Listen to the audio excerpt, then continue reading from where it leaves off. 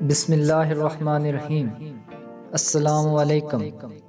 ایک بادشاہ کے دو بیٹے تھے اور دونوں ہی بے وقوف تھے۔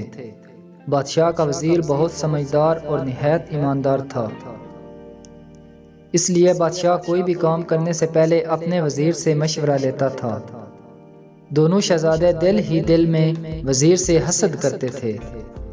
ایک دن دونوں شہزادے اپنی ماں کے پاس گئے اور اسے بھی وزیر کے خلاف بھڑکایا، تو ملکہ نے بادشاہ سے کہا کہ آپ ہمیشہ اپنے وزیر کے اشاروں پر چلتے ہیں، ایسا نہ ہو کہ لینے کے دینے پڑ جائیں۔ کبھی شہزادوں سے بھی مشورہ کر لیا کریں، وہ اتنے بے وقوف نہیں جتنے آپ انہیں سمجھتے ہیں۔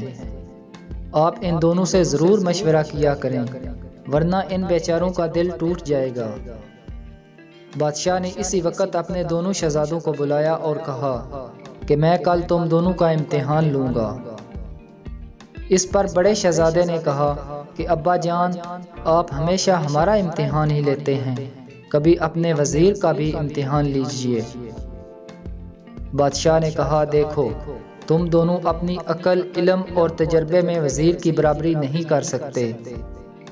خیر، اگر تمہاری یہی ضد ہے تو کل تمہارے ساتھ وزیر کا بھی امتحان لیا جائے گا، لیکن شرط یہ ہے کہ اگر تم دونوں امتحان میں ناکام ہو گئے تو تمہیں نہ صرف وزیر سے معافی مانگنا ہوگی بلکہ اسے اپنا استاد بھی ماننا پڑے گا۔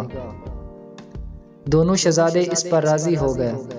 اگلے دن بادشاہ دونوں شہزادوں اور وزیر کو لے کر دور جنگل میں ایک ایسی جگہ چلا گیا جہاں مٹی کا ایک بہت بڑا ڈھیر پڑا ہوا تھا۔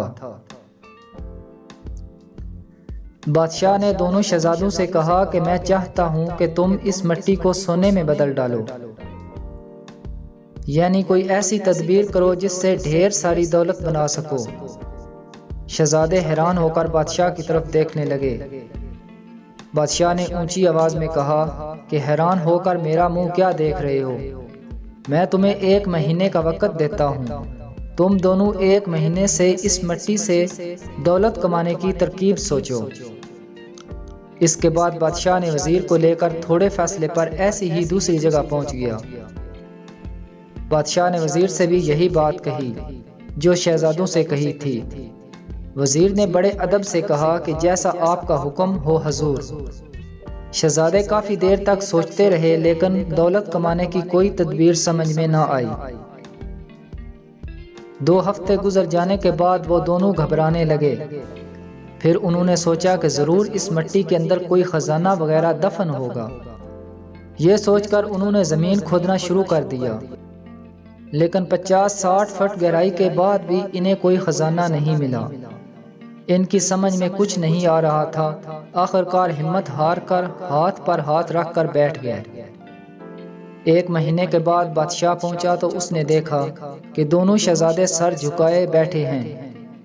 بادشاہ کو دیکھتے ہی وہ کھڑے ہوئے اور اپنی ناکامی کا اعتراف کر لیا۔ اس کے بعد بادشاہ اپنے دونوں شہزادوں کو لے کر اس جگہ پر پہنچ گیا جہاں وہ وزیر کو چھوڑ گیا تھا۔ وہاں جا کر اس نے دیکھا کہ بہت سارے کمہار مٹی کے برتن بنا رہے تھے اور ہزاروں خوبصورت برتن بن کر تیار ہو چکے تھے۔ برتنوں کا ڈھیر دیکھ کر بادشاہ بہت خوش ہوا۔ جب برتن مارکیٹ میں لے جا کر فروخت کیے گئے تو ان سے ہزاروں روپے حاصل ہوئے۔ شہزادے اپنی بے وقوفی پر بڑے شرمسار تھے۔